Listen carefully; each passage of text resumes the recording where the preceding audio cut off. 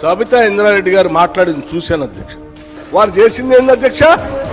ఒక్కసారైనా ఆలోచన చేశారా? ఒక్కసారైనా ఆలోచన చేశారా? మీరు ఏం ఆలోచన చేశారు అధ్యక్ష? నీ అధికారం కోసం, నీ స్వార్థం కోసం కాంగ్రెస్ పార్టీ నిర్ణయం కాదు.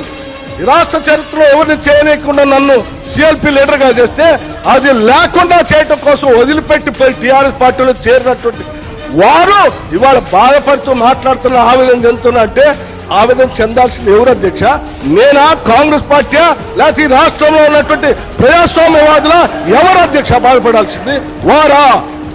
ఇంకా ఏం ముఖం పెట్టుకొని ఈ సభానాయకుడిని రేవంత్ రెడ్డి గారిని, ముఖ్యమంత్రి గారిని పట్టుకొని ఇంకా మాట్లాడుతున్నారు? దేనికి మాట్లాడుతున్నారు అధ్యక్ష? ఏం చేశారని, ఏం గొప్పలు సాధించారని, ఏం చేశారని? పార్టీలు మారి పరువు తీసి మొత్తం ప్రజాస్వామ్యాన్ని కూలి చేసింది కాకుండా ఇంకా మాట్లాడుతూ ఉన్నారు, ఆవేదన చెందుతున్నారు, బాధపడుతున్నారు. అంటే బాధపడాల్సింది ఎవరు అధ్యక్ష?